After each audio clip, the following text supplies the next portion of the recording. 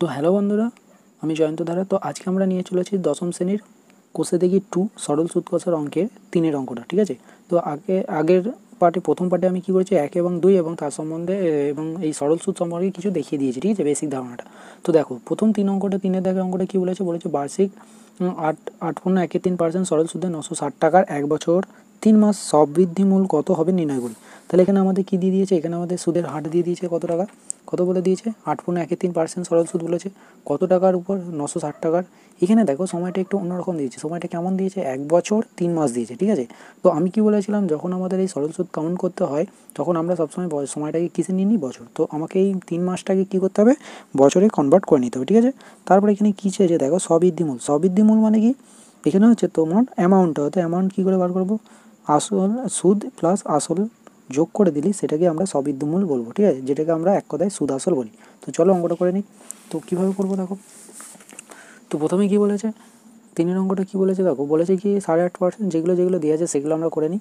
তো আসল কত দিয়েছে, আসল সমান কত দেওয়া আছে, কত টাকার উপর 960 টাকার উপরে। ঠিক আছে, সুদের হার দিয়ে দিয়েছে, সুদের হার কত দিয়েছে, সুদের হার আর সমান কত দিয়ে দিয়েছে 8.13%। তো এটাকে আমরা যদি এখানেই ভেঙে নিই তাহলে 3 8 24 আর একে 25/3 এত পার্সেন্ট। ঠিক আছে, এবং সময়টা দেখো, সময়টা কত দিয়েছে, সময় সমান কত দিয়েছে টি, সময় বলেছে কত 1 বছর 3 মাস।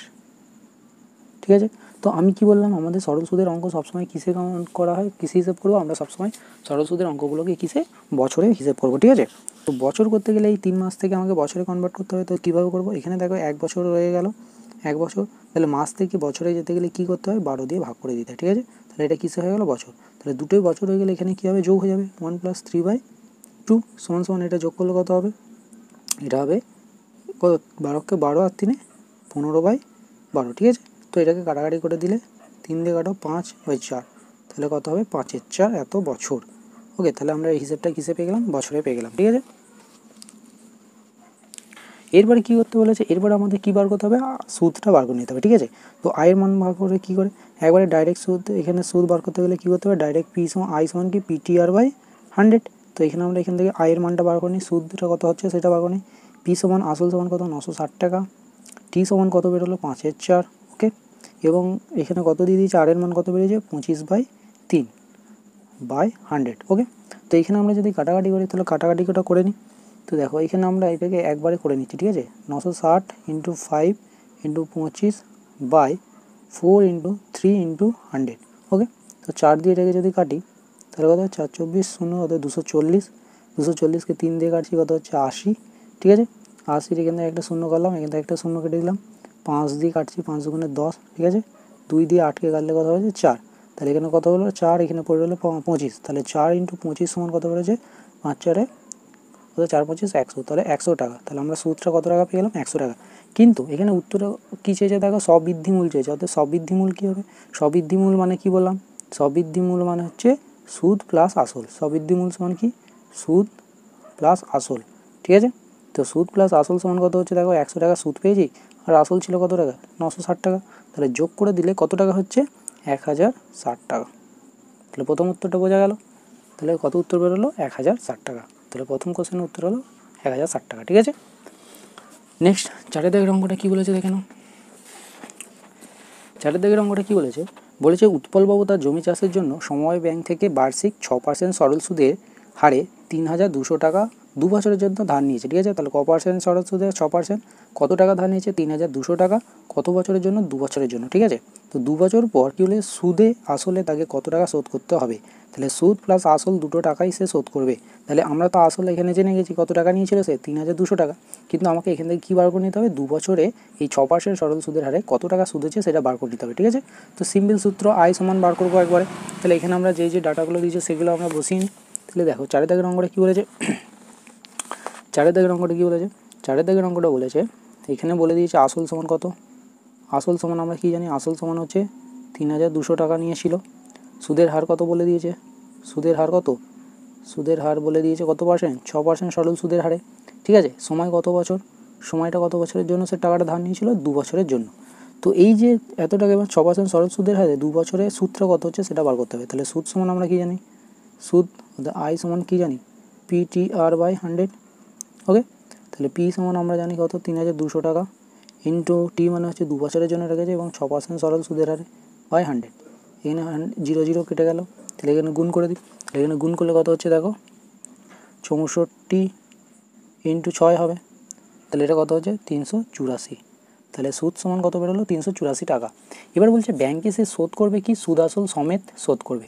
তাহলে সুদ তো আমরা পেয়ে গেছি, তাহলে সুদ আসল সমান তার কত বেরোচ্ছে দেখি, সুদ আসল কত হচ্ছে, সুদ আসল তাহলে কী হবে, সুদ হচ্ছে 384 টাকা আর আসল পেয়েছিল কত টাকা, আসল ছিল 3200 টাকা, তাহলে টোটাল হচ্ছে 3584 টাকা তাকে শোধ করতে হবে। বোঝা গেল, শোধ করতে হবে। ওকে, বোঝা গেছে, সহজ ছিল অঙ্কটা। নেক্সট অঙ্কটা দেখো কী বলেছে, 5 দাগের অঙ্কটা কী বলেছে দেখো।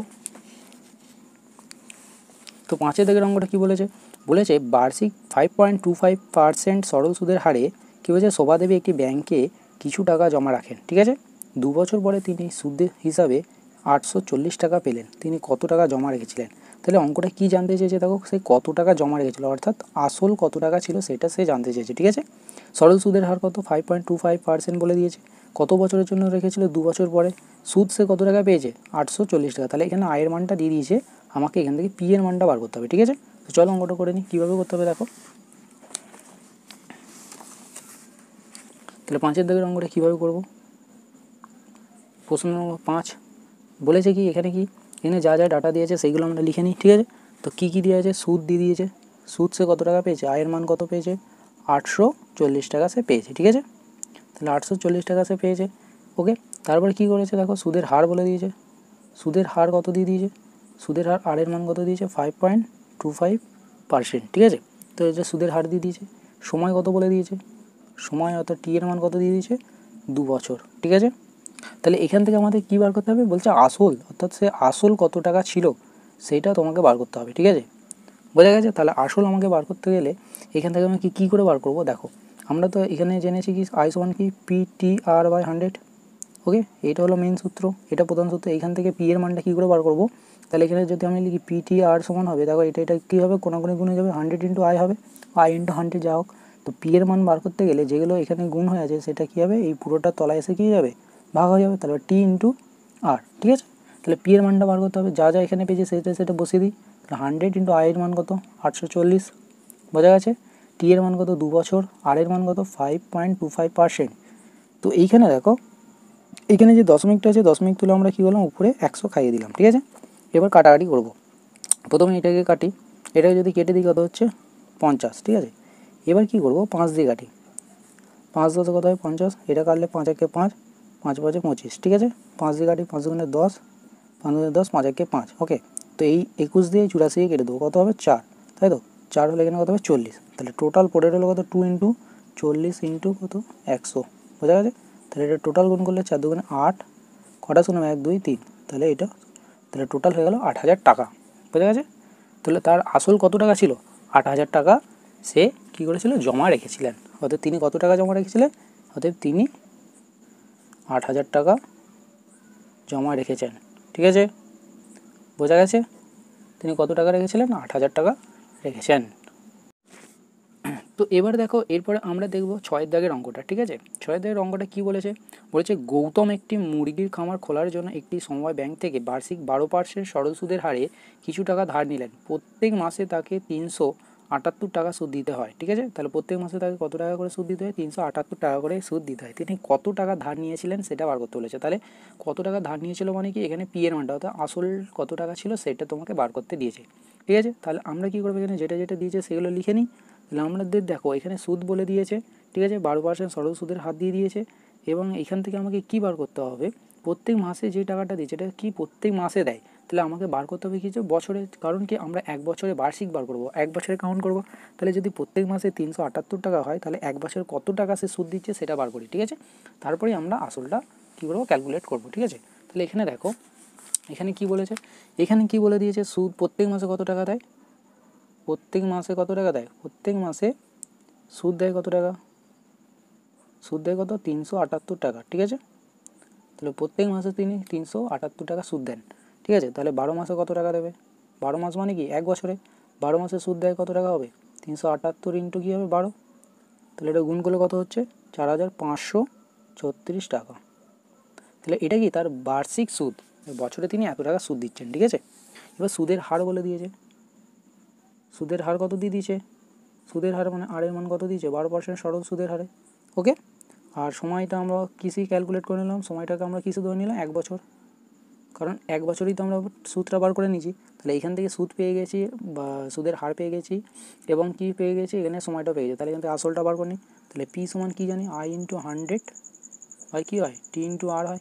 তাহলে যা যা মান দেওয়া আছে সেগুলো বসিয়ে দিই, এখান থেকে আমরা পি এর মানটা পেয়ে যাবো। তাহলে আই সমান কত টাকা 4,536 টাকা, 100 বাই টি মানে কত 1 বছর, আর নিচে কত, নিচে হচ্ছে আরের মান কত 12%, সরি এটা 12 হবে। ওকে, বোঝা গেছে।